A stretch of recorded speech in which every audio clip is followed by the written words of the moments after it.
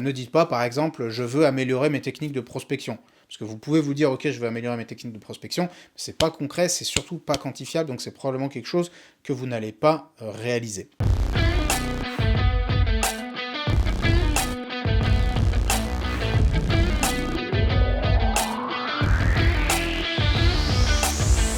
Est-ce que vous vous lanceriez dans, je sais pas, la construction d'un immeuble sans avoir étudié le nombre d'étages, les matériaux de construction avec lesquels vous allez construire cet immeuble, le type de sol sur lequel vous êtes en train de construire, la profondeur des fondations dont vous allez avoir besoin pour que cet immeuble soit stable? Se lancer dans ce type de construction sans avoir réalisé toutes ces études au préalable serait absolument de la pure folie. Ce serait absolument absurde, je pense que tout le monde s'en rend compte. Mais ceci dit, beaucoup de personnes m'adressent des questions qui me font penser qu'elles agissent comme si elles étaient en train de construire leur maison sans avoir étudié au préalable la typologie du sol et la nature des fondations nécessaires pour construire une maison stable et durable. Assez souvent, je reçois plein de questions sur toutes sortes de sujets. Des questions très précises du type je veux lancer une activité de marchand de biens, est-ce que je dois privilégier une SAS ou une SARL? Donc ça, question très classique. Mais il y a des questions aussi beaucoup plus pointues, du type bah tiens, là je suis sur une opération, je suis en train de diviser un appartement en 2 studios, par exemple, et je me demande si je dois réaliser les travaux de finition ou pas. Autre exemple, des personnes me demandent combien de capital social je dois mettre dans ma société, combien de comptes courants je dois investir, etc. Et la plupart du temps, si vous connaissez cette chaîne, si vous avez regardé un certain nombre de vidéos, vous connaissez la réponse que je donne, eh bien je vais répondre, ça dépend. Et ça dépend de quoi? Eh bien ça dépend des objectifs que vous vous serez fixé. Et sachez que si vous n'avez pas d'objectif, si vous ne vous êtes pas fixé d'objectif, mais que vous êtes déjà en train de prospecter, d'essayer de réaliser des opérations d'investissement locatif ou d'achat-revente, eh bien c'est exactement comme si vous commenciez à poser les fondations de votre maison sans même connaître la nature du sol dans lequel vous êtes en train de construire. On a tous dans sa famille ou dans son entourage une personne qui prétend avoir des grandes ambitions. Des grandes ambitions genre je vais partir faire un tour du monde, je vais créer ma boîte, je vais quitter mon job, je vais faire ceci, je vais faire cela, je vais devenir millionnaire, je vais m'acheter tel véhicule. On en connaît tous, on en a tous au moins un, ou dans ses amis, ses collègues de travail, ou dans sa famille. Et en général, vous remarquerez que ces personnes qui sont sans arrêt en train de faire des annonces comme celle-ci, en général, elles n'en font strictement rien de concret. Et ces personnes qui passent leur temps à dire qu'elles ont tel et tel projet, telle et telle ambition, qui n'en font rien, finissent en général par blâmer les autres. Et on en connaît tous des comme ça. C'est la faute d'un tel, c'est la faute du patron, c'est la faute du gouvernement, c'est la faute de la mairie, c'est la faute de ses parents. Bref, c'est toujours la faute de quelqu'un, sauf de sa propre faute. Maintenant, j'accompagne des personnes depuis un certain nombre d'années maintenant et j'ai un regard assez clair et lucide sur la différence entre les personnes qui passent à l'action, les personnes qui réussissent et celles qui ne font rien et qui au final retournent en fait à leur vie précédente. Et la différence entre ces personnes réside dans leur capacité à se fixer clairement des objectifs précis, quantifiables et qui ont une date de validité. Il faut bien que vous réalisiez qu'un projet, donc type je vais partir en voyage ou je vais monter ma boîte, qui n'a pas de date butoir, qui n'est pas quantifiable, eh bien est condamné à rester pour toujours une chimère, c'est-à-dire juste un rêve, quelque chose qu'on aurait voulu faire et qu'au final on n'a jamais fait. Et par exemple, il y a des gens, j'en connais qui disent moi je veux créer ma société de marchand de biens. Je dis ok, très bien, et tu veux faire ça quand? Je sais pas, à tel ou tel moment, ou quand ceci ou quand cela, et en fait, ok, il n'y a pas d'objectif clair. Ou alors des personnes qui me disent, tu sais, moi ça me plairait de faire un voyage, par exemple, de faire un grand voyage. Je dis ok, quand est-ce que tu pars? Je sais pas, tu comprends, il y a telle et telle contrainte. Et je sais pas quand est-ce que vous regarderez cette vidéo, mais en 2022, moi je suis parti en voyage, j'ai décidé de partir, c'était quelque chose que je voulais faire depuis très longtemps, mais à un moment donné, je me suis fixé une date. Je me suis dit, ok, février 2022, on part. Bon, au final, je suis pas parti en février 2022, je suis parti en mars 2022. Ça s'est décalé de quelques semaines uniquement. Mais la date butoir a fait que, j'ai commencé à me préparer psychologiquement à ce départ. À l'inverse, par exemple, il m'est arrivé de me donner des objectifs qui n'étaient pas clairement quantifiés, et là, j'ai tout simplement échoué. Donc, par exemple, moi je m'étais une fois donné l'objectif d'améliorer mes prises de parole en public. Sauf que je ne m'étais pas donné en plus de date butoir, donc ça, première erreur. Et deuxième erreur, c'est un objectif qui n'est absolument pas quantifiable. Donc il aurait fallu par exemple que je me dise, eh bien, lire 3 livres sur le sujet de la prise de parole en public, ou suivre un séminaire, ou suivre une formation sur la prise de parole en public. Et là, ça aurait été largement plus quantifiable et beaucoup plus atteignable. Donc là, je vous ai donné des objectifs de vie personnelle, mais dites-vous qu'en affaires, c'est exactement la même chose. Si on n'a pas d'objectifs qui soient clairs, quantifiables et qui ont une date de validité, eh bien, on est sûr de ne jamais se mettre en action pour les réaliser. Et il y a une citation que j'aime beaucoup qui est « Celui qui n'a pas d'objectifs ne risque pas de les atteindre ». Et c'est absolument vrai, que ce soit pour la vie personnelle ou pour la vie professionnelle. Sans objectif clair, vous risquez de vous faire balloter par les éléments. Vous allez vous faire emmener par la marée, par les vents, par les tempêtes, et en fait parce que vous n'avez pas de cap clair et vous ne ramez pas dans un sens bien clair. Donc dès que le vent va tourner, hop, votre navire, il va tourner également avec lui. Si vous ne vous fixez pas d'objectif clair, que ce soit pour l'année, pour le mois ou pour la journée, les contingences vont vous happer. Et aujourd'hui, on a énormément de sollicitations, il y a énormément de causes de distraction, on va dire, de dévier de sa route, c'est extrêmement facile. Hein, si on se dit pas clairement, non, moi ce matin, je ne fais rien d'autre, vous voyez, par exemple, quand je décide de faire des tournages vidéo comme celui-ci, c'est le téléphone en mode avion, c'est personne, enfin, je ne fais rien, c'est bloqué dans mon agenda, des semaines à l'avance, je tourne, pointe à la ligne, le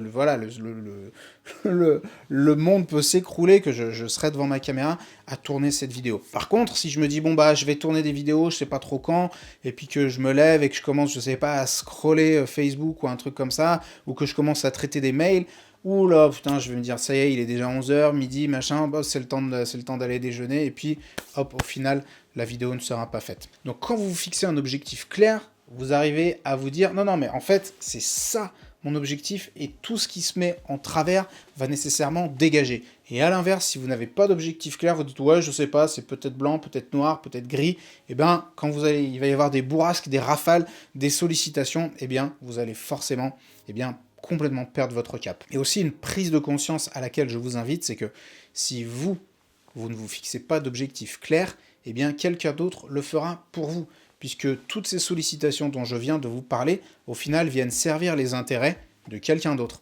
Et ce quelqu'un d'autre, ça peut être une société, ça peut être d'autres personnes, mais en fait, quand vous n'êtes pas occupé à servir vos propres intérêts, vous servez nécessairement les intérêts d'un autre. Donc faites très attention et demandez-vous, lorsque vous êtes en train de réaliser une action, les intérêts de qui suis-je en train de servir? Je vais maintenant vous donner quelques petites stratégies, quelques petites techniques concrètes pour pouvoir vous fixer des objectifs qui vont vous aider à progresser. Déjà, vos objectifs, ils doivent être quantifiables. Donc par exemple, dites-vous, cette année, je veux réaliser ma première opération d'achat-revente.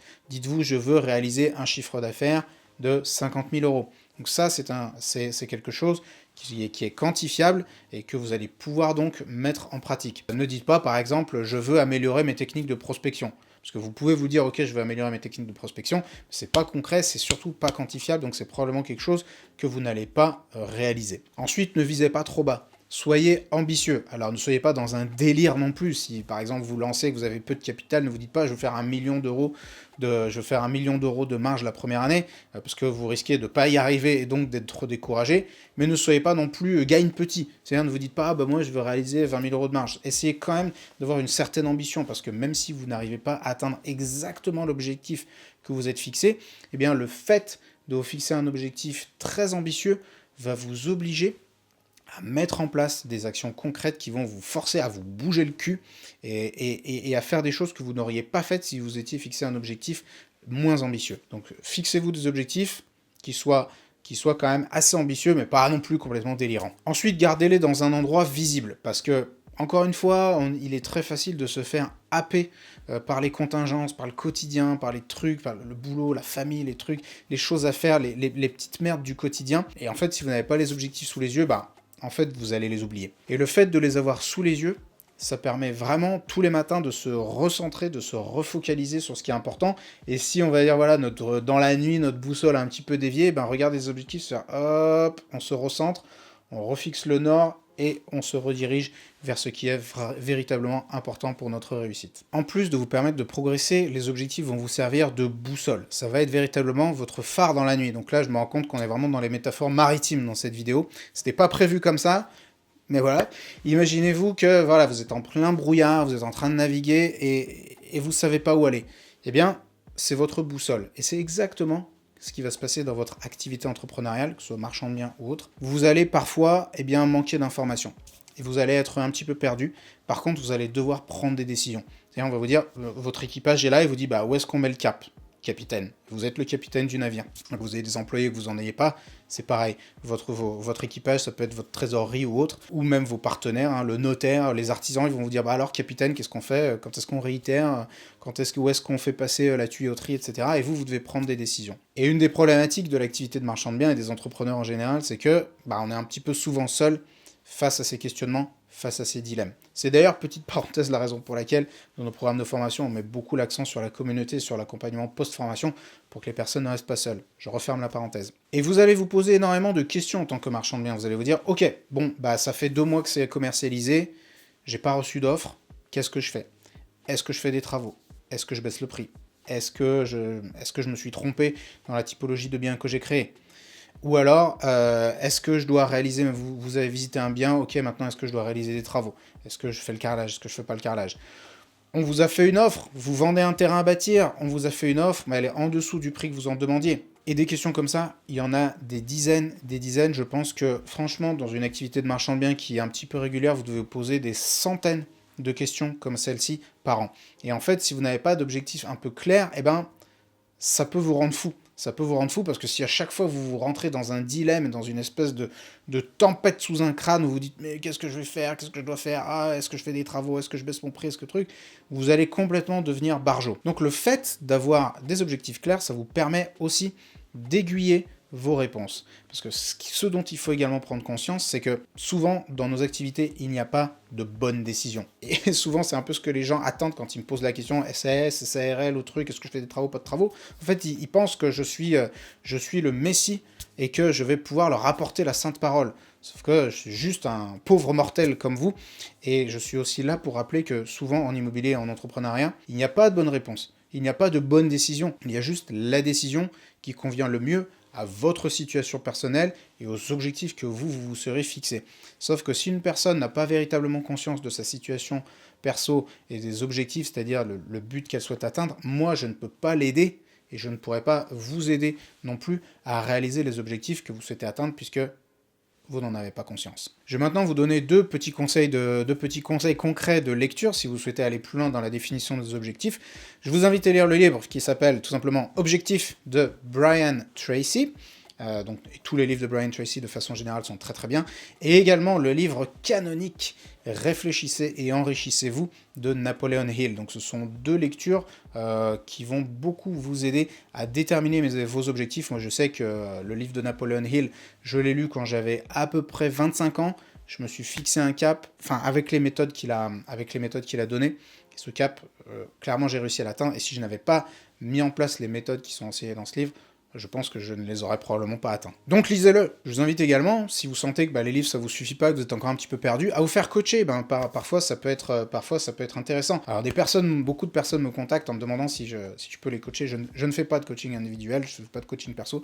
C'est pas ma spécialité. Il y a des personnes qui le font largement mieux que moi, dont c'est la spécialité. Je vous invite donc à vous rapprocher de ces personnes qui sont compétentes pour vous faire coacher personnellement si jamais vous sentez que vous en avez le besoin. Se fixer des objectifs est absolument capital si on veut réussir sa vie personnelle, mais également sa vie professionnelle. J'espère en tout cas que cette vidéo vous en aura convaincu. C'est la raison pour laquelle tous nos programmes de formation, sans aucune exception, commencent par des vidéos et des techniques et des exercices sur la détermination d'objectifs, puisque c'est absolument capital pour la suite. Et vous savez quoi? Même si vous ne suivez pas de mes formations, je m'en fous pas mal. Vous avez envie de réussir, fixez-vous des objectifs, je vous garantis que ça vous aidera véritablement à avancer. Vous savez, souvent on me pose la question, est-ce que tu as des statistiques sur les personnes qui passent à l'action ou non de toutes les personnes qui suivent tes formations? Et en été 2021, on a réalisé un sondage et on a plusieurs centaines de personnes qui nous ont répondu, à peu près 300 répondants, ça fait déjà quand même un panel assez intéressant, et sur ces personnes-là, on a plus de 60% des personnes qui nous ont répondu qu'elles s'étaient lancées à l'action. Et une chose que j'ai pu constater chez toutes les personnes, une chose que les personnes avaient en commun, toutes les personnes qui sont passées à l'action, c'est qu'elles avaient des objectifs clairs, c'est-à-dire qu'elles avaient pris le temps de se demander où est-ce que cette activité devait les amener. Puisque, en général, l'activité de marchand de biens, elle est là pour se faire plaisir, mais aussi, souvent, pour avoir de la liberté, donc du temps libre et de l'argent, qui sont en général des moyens. Et la question, c'est un moyen de faire quoi? Et quand les personnes ont une grosse motivation et un objectif très concret devant les yeux, eh bien ça les aide à passer à l'action de façon très régulière. Ce sont les objectifs qui vous guideront dans les temps difficiles, ce sont eux qui vous permettront de sortir de situations très complexes et de prendre des décisions éclairées lorsque vous serez confronté à des dilemmes. Et au final, ce sont vos objectifs qui constitueront le véhicule qui vous amènera vers la vie que vous souhaitez avoir. À très bientôt.